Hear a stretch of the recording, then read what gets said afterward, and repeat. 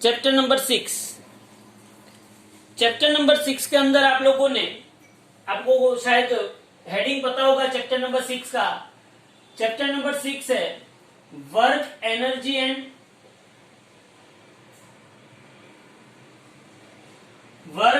And power. क्या है chapter number 6?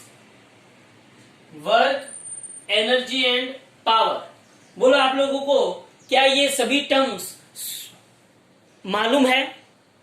क्या आपको आप लोगों ने ये सभी टर्म्स के बारे में कभी सुना है? अगर मैं 9th स्टैंडर्ड की बात करूं, अगर मैं स्टैंडर्ड 9 की बात करूं, तो क्या आप लोगों को वर्क के बारे में पता था?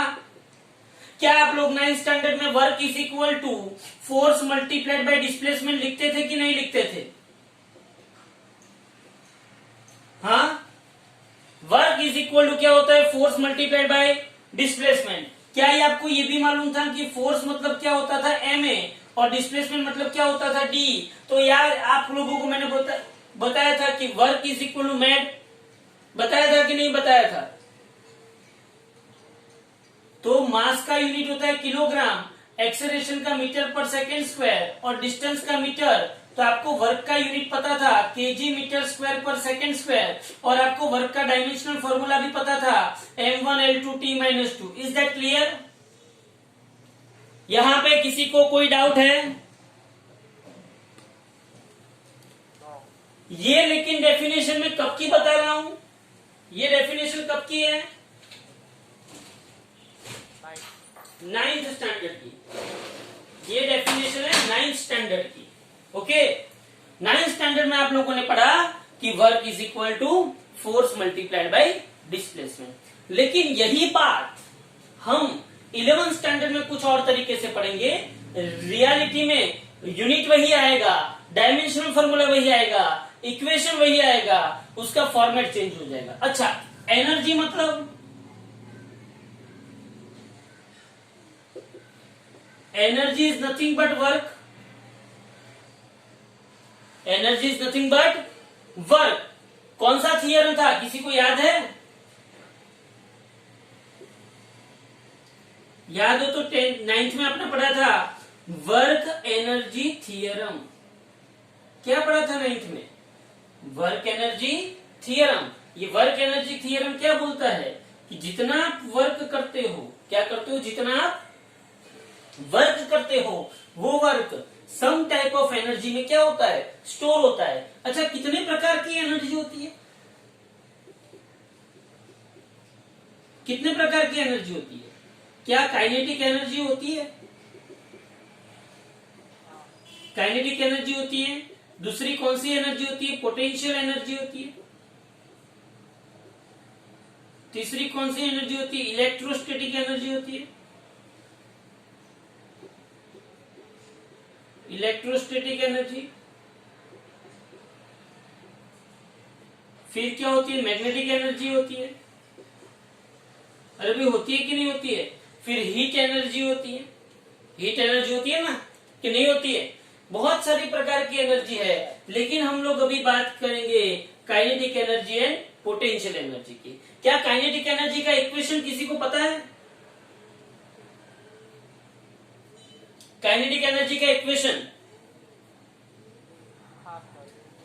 काइनेटिक एनर्जी का इक्वेशन है हाफ mv²। क्या पोटेंशियल एनर्जी का इक्वेशन किसी को पता है? पोटेंशियल एनर्जी का इक्वेशन है, याद करो, mgh। याद आएगा धीरे धीरे। तो ये एनर्जी थी। एनर्जी का भी यूनिट क्या हुआ? KG metre square per second square. उसको दूसरा क्या नाम बोलते हैं? जूल। क्या नाम बोलते हैं? KG metre square per second square को क्या बोलते हैं? जूल। अच्छा, सेकेंड चैप्टर का एक कंसेप्ट क्लियर करवा देता हूं। 1 kg metre square per second square को या तो आपको ऐसा पूछा जाए कि 1 जूल को अर्ग में कन्वर्ट कीजिए, क्या आएगा सबको? 1 जूल को अर्ग में कन्वर्ट कीजिए। ये कौन सा यूनिट है? एमकेएस यूनिट है। ये कौन सा यूनिट है? सीजीएस यूनिट है। आप लोगों को पता है कि 1 joule is equal to 1 kg metre square per second square. 1 kg मतलब 1000 ग्राम, मीटर स्क्वायर मतलब 100 सेंटीमीटर का स्क्वायर, और नीचे सेकंड स्क्वायर तो सेकंड स्क्वायर ही रहा। तो बोलो आगे क्या होगा, 1000 इंटू 10⁴ मतलब 10⁷ ग्राम इंटू सेंटीमीटर स्क्वायर पर सेकंड स्क्वायर। तो याद करो हमने ऐसा लिखवाया था कि 1 जूल इज इक्वल टू 10⁷ अर्थ। बोलो हाँ की ना? ओके अच्छा, अब पावर के बारे में किसी को क्या पता है? पावर के बारे में ये 10th स्टैंडर्ड में आया था। पावर के बारे में आपको 10th स्टैंडर्ड में आया था, 9th में भी आया था। Amount of work done, amount of work done per unit time, per unit time is known as power. क्या मैं सही बोल रहा हूं? क्या ऐसी डेफिनेशन आपने देखी है? क्या आपने ऐसा देखा था power is equal to work upon time? भाई कितने टाइम में कितना वर्क किया उसको हम क्या बोलते हैं? पावर बोलते हैं। क्या बोलते हैं उसको हम? पावर बोलते हैं। अच्छा भाई ये power is equal to work upon time मतलब power is equal to work upon time, लेकिन वर्क क्या है मेरे पास? Made by T. वर्क मेरे पास mass into acceleration into distance है ना? हाँ, या तो मैं ऐसा लिखूं, ध्यान से देखना, ध्यान से देखना, क्या मैं work is equal to force multiply by displacement लिख सकता हूं? क्या मैं work is equal to force multiply by displacement लिख सकता हूं? बोलो। अगर मैं work is equal to force multiply by displacement लिखूं, बट वेलोसिटी या तो स्पीड इज इक्वल टू क्या होता है? डिस्टेंस अपन टाइम होता है। हाँ, तो इसका मतलब ये हुआ कि मैं power P is equal to force into velocity लिख सकता हूं। ये भी इक्वेशन आपको 9th स्टैंडर्ड में था। पावर P इज इक्वल, ये कोई मैं 11th का नहीं करवा रहा हूं, मैं सिर्फ 9th स्टैंडर्ड में आपने जो किया वही पढ़ा रहा हूं। क्या power is equal to force multiply by velocity था? क्या मैं ये लिख सकता हूं power is equal to force multiply by velocity? अब मुझे ये बताओ फोर्स का इक्वेशन, फोर्स का यूनिट क्या आता है? न्यूटन। और वेलोसिटी का क्या आता है? Newton in metre per second. तो बोलो पावर का unit newton into metre per second हो सकता है? अच्छा भाई, तो न्यूटन इंटू मीटर किसका यूनिट है? न्यूटन इंटू मीटर किसका यूनिट है? न्यूटन इंटू मीटर किसका यूनिट है? लेकिन newton into metre is equal to joule होगा। अरे भाई newton into metre is equal to joule होगा कि नहीं होगा? तो इसका मतलब ये हुआ कि उसका यूनिट में जूल पर सेकेंड भी लिख सकता हूं, है ना? वर्क अपन टाइम, वर्क मतलब जूल और टाइम मतलब सेकेंड, तो उसका यूनिट क्या है? जूल पर सेकेंड। तो क्या पावर का डायमेंशनल फॉर्मूला आप लिख सकते हो? पावर का अगर डायमेंशनल फॉर्मूला लिखना हो तो क्या हो सर? न्यूटन मतलब या तो जूल मतलब KG metre square per second square divided by second, तो KG into metre square per second cube. तो बोलो m1 L2 T-3 आ सकता है पावर का यूनिट डायमेंशनल फॉर्मूला। अरे भाई हाँ के ना तो बोलो। क्लियर हो रहा है माइंड में सबको? क्या कुछ नया लगा? कुछ नहीं है, सब कुछ आप लोगों ने पढ़ा। अच्छा, पावर को जूल पर सेकंड भी बोल सकते हैं, पावर को न्यूटन इंटू मीटर पर सेकंड भी बोल सकते हैं, और पावर को दूसरा यूनिट क्या है? वॉट। क्लियर?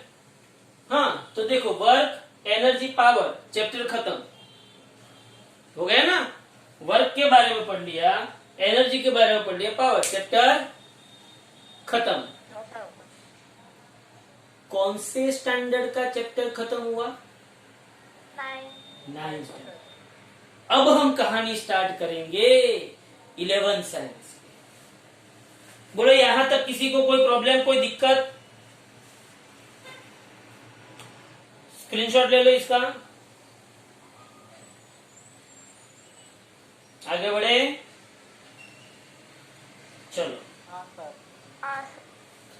अब बात आती है रियलिटी में, साइंस के अंदर हमको वर्क, एनर्जी एंड पावर को कैसे लिखना है, कैसे उसको समझना है। ध्यान से, उसको समझने के लिए मैं थोड़ी बहुत आपको एग्जाम्पल से मैं समझाता हूं वर्क को। किसको?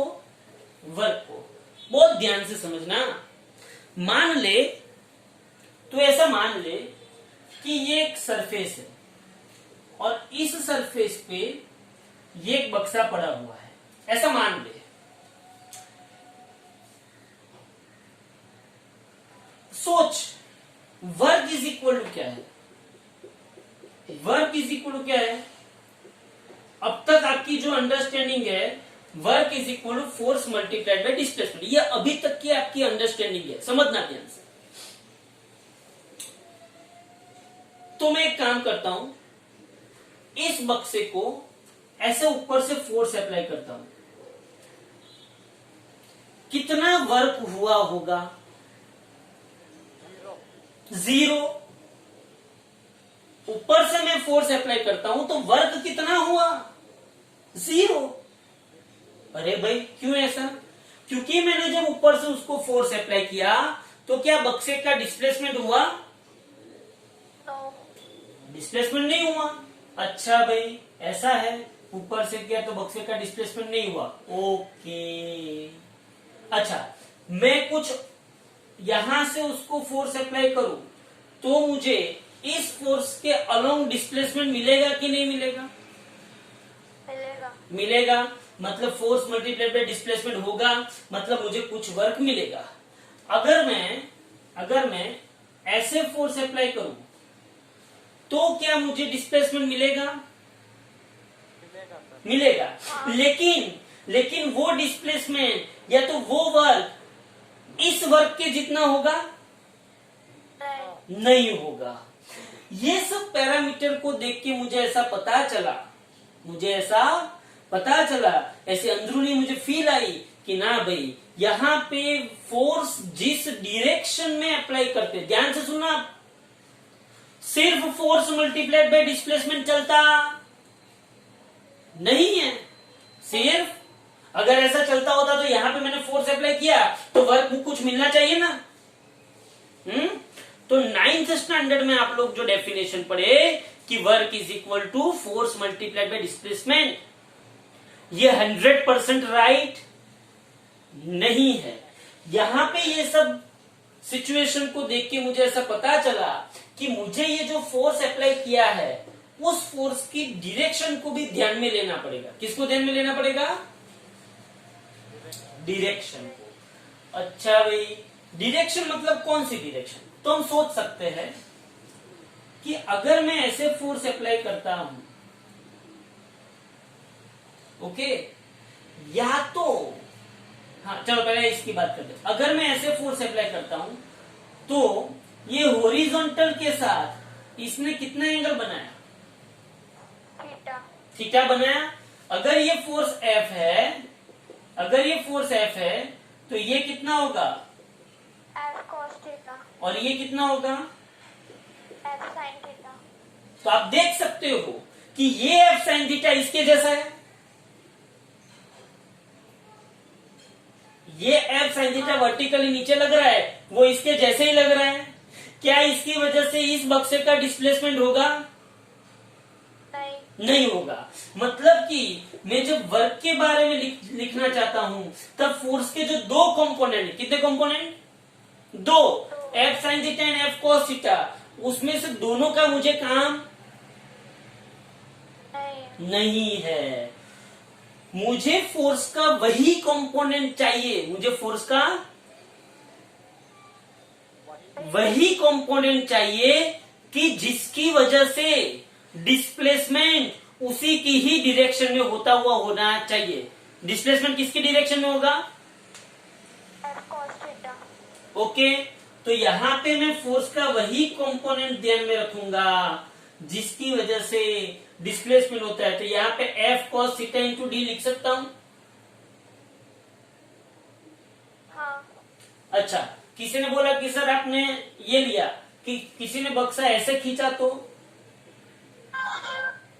किसी ने बक्सा ऐसे खींचा तो बोलो खींच सकते हैं ना, हम ट्रॉली लेके जाते हैं, हम बैग लेके जाते हैं तो बैग वही होती है ना। अरे हाँ। ऐसे नहीं वो डिचुम डिचुम करके जाते हैं, ऐसे नहीं। तो ये क्या हुआ, फोर्स। तो सोच, इसने इसके साथ हॉरिजॉन्टल के साथ कितना एंगल बनाया, एफ कॉस थीटा। तो यहाँ पे एफ कॉस थीटा आएगा और यहाँ पे क्या आएगा, एफ साइन थीटा। अब सोच क्या आप बैग लेके जाते हो तो बैग ऐसे ऊपर आ जाती है, नहीं, बैग हॉरिजॉन्टल ऐसे मूव करती है ना। तो हाँ। बैग के डिस्प्लेसमेंट के लिए कौन सा कंपोनेंट रिस्पॉन्सिबल है, कॉस कंपोनेंट। बोलो सबको समझ में आ रहा है कि नहीं आ रहा है। तो ये सब पैरामीटर को देख के मुझे पता चला कि मेरे पास वर्क का इक्वेशन आया, क्या इक्वेशन आया वर्क का, एफ डी कॉस थीटा है। अरे हाँ के ना तो बोलो, वर्क का इक्वेशन मेरे पास क्या आया, F D cos theta. But मुझे एक चीज याद आई यहाँ पे कि भाई चैप्टर नंबर 4 के अंदर हम लोगों ने शायद ऐसा कुछ देखा था, क्या देखा था, A dot B is equal to A का मैग्नीट्यूड बी का मैग्नीट्यूड कॉस थीटा देखा था हमने चैप्टर नंबर 4 के अंदर। हम लोगों ने A dot B is equal to A का मैग्नीट्यूड बी का मैग्नीट्यूड कॉस थीटा लिखा था। हाँ। तो क्या इसको मैं ऐसे कुछ फॉर्मेट में लिख सकता हूं, एफ का मैग्नीट्यूड डी का मैग्नीट्यूड कॉस थीटा, ए का मैग्नीट्यूड बी का मैग्नीट्यूड कॉस थीटा। अगर मैं ए बी कॉस थीटा को ए डॉट बी लिख सकता हूं, अगर मैं ए बी कॉस थीटा को ए डॉट बी लिख सकता हूं, तो मैं एफ डी कॉस थीटा को क्या लिख सकता हूं, F dot D. Very good. So work का प्रॉपर परफेक्टली इक्वेशन कौन है, एफ वेक्टर डी वेक्टर और उसके बीच का, बोलो भाई सबको पता चला कि नहीं। तो बोलो वर्क वेक्टर फिजिकल क्वांटिटी है कि स्केलर,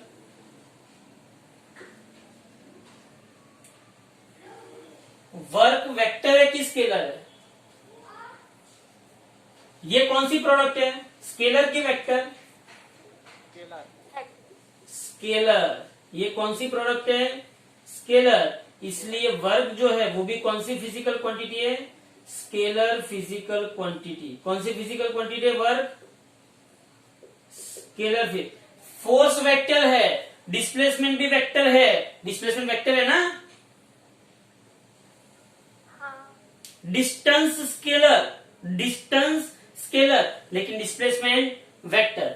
हाँ, तो दो वेक्टर के बीच का दो वेक्टर के बीच का कौन सा प्रोडक्ट आया, ये स्केलर प्रोडक्ट। तो इसलिए मुझे वर्क क्या मिला, स्केलर फिजिकल क्वांटिटी। बोलो यहां तक किसी को कोई प्रॉब्लम, ओके चलो। तो इसका मतलब ये हुआ वर्क इज इक्वल टू मेरे पास एफ डॉट डी आया, तो इसका मतलब ये हुआ कि वर्क इज इक्वल टू यहां पे आएगा एफ डी कॉस थीटा। बोलो आएगा कि नहीं आएगा, हाँ। क्या मैं इसके 3 केसेस लिख सकता हूं, कौन कौन से, ध्यान से सुनो। 3 केसेस कौन कौन से, ध्यान से सुनो। देखो ऐसा हो सकता है कि जिस डायरेक्शन में मैंने फोर्स अप्लाई किया वही डायरेक्शन में डिस्प्लेसमेंट हो। बोलो ऐसा हो सकता है कि नहीं हो सकता, हो सकता है। जिस डायरेक्शन में मैंने फोर्स अप्लाई किया वही डायरेक्शन में डिस्प्लेसमेंट हो। इसका मतलब ये हुआ कि force and displacement both are parallel to each other. और यहां पे लिखना है here theta is angle between force and displacement. चलो, अगर दोनों पैरेलल हो तो सोचो, अगर फोर्स एंड डिस्प्लेसमेंट दोनों पैरेलल हो गए तो बोलो उसके बीच का एंगल कितना होगा? फोर्स एंड डिस्प्लेसमेंट दोनों एक दूसरे के पैरेलल हो गए तो उसके बीच का एंगल कितना होगा? जीरो। मतलब कि theta is equal to zero. अगर थीटा जीरो है तो cos theta is equal to cos zero is equal to 1 होगा। अरे भाई पता चला कि नहीं चला? अगर, फिर से बोल रहा हूं, अगर थीटा जीरो है तो cos theta is equal to cos zero is equal to 1 होगा। अगर cos theta is equal to cos zero is equal to 1 तो मेरे पास वर्क क्या आएगा? F into D. बोलो इसको मैक्सिमम वर्क बोलेंगे। तो जब आप फोर्स की ही डायरेक्शन में डिस्प्लेसमेंट करवाते हो, किसकी डायरेक्शन में? तब आपको मैक्सिमम वर्क मिलता है। दूसरी चीज, अगर दोनों एक दूसरे के एंटी पैरेलल होगी, एंटी होगी, क्या होगी? दोनों एक दूसरे के एंटी पैरेलल, तो बोलो थीटा क्या होता है एंटी में? 180 डिग्री। 180। मतलब कि मैंने फोर्स ऐसे अप्लाई किया और डिस्प्लेसमेंट पीछे हुआ, या तो मेरा डिस्प्लेसमेंट आगे हुआ और फोर्स पीछे अप्लाई हुआ। ऐसा कोई एग्जांपल बता सकते हो? डिस्प्लेसमेंट जो डायरेक्शन में है उसकी अपोजिट डायरेक्शन में फोर्स है, ऐसा कोई एग्जांपल किसी को आ रहा है माइंड में? सर टॉय कार जिसको हम पीछे खींचने पर आगे जाते हैं। किसमें? टॉय कार, खिलौने वाली कार सर, उसमें हम पीछे खींचते तो आगे जाता है। मतलब उसमें तो स्प्रिंग काम करती है, उसमें अलग चीज है। स्प्रिंग काम करती है, स्प्रिंग का वहां पे टॉर्जनल कांस्टेंट आता है।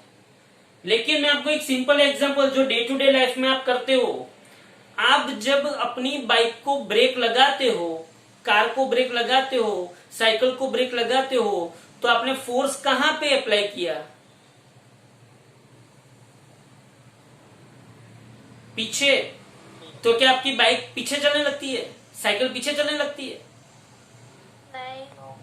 तो अपनी बाइक और साइकिल तो वही डायरेक्शन में जा रहे हैं, लेकिन फोर्स कहां पे आ रहा है? सीधी सी बात है, फोर्स भी अगर वही डायरेक्शन में होता तो वो क्या कभी ब्रेक लगती? नहीं। तो वही है कि तो अपना डिस्प्लेसमेंट आगे हो रहा है और फोर्स कहां पे लग रहा है? पीछे। अगर फोर्स पीछे नहीं लगता तो हमको ब्रेक लगती नहीं। वो फोर्स पीछे लग रहा है इसलिए हमारी स्पीड क्या हो रही है? स्लो हो रही है। बोलो समझ में आ रहा है कि नहीं? हाँ, तो वो कौन सा एग्जांपल है एंटी पैरेलल का? एंटी पैरेलल मतलब cos theta is equal to cos 180 is equal to क्या होगा? -1 होगा। तो work is equal to -FD, मतलब कि मिनिमम वर्क। फिर से बोल रहा हूं, किसी को यहाँ पे क्वेश्चन होगा कि सर आपने आगे ही बोला कि वर्क स्केलर फिजिकल क्वांटिटी है, कौन सी है?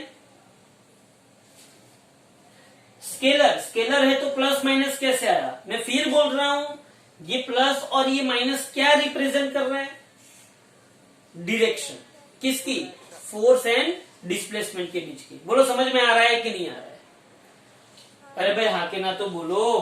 क्लियर हो रहा है माइंड में? कंसेप्ट क्लियर हो रहा है? ये एंटी पैरेलल। और तीसरी चीज परपेंडिकुलर। अगर फोर्स एंड डिस्प्लेसमेंट एक दूसरे के परपेंडिकुलर है तो थीटा क्या होगा? 90 होगा। 90। थीटा 90 होगा तो cos 90 क्या होगा? 0 होगा। cos 90 0 होगा तो वर्क भी क्या होगा?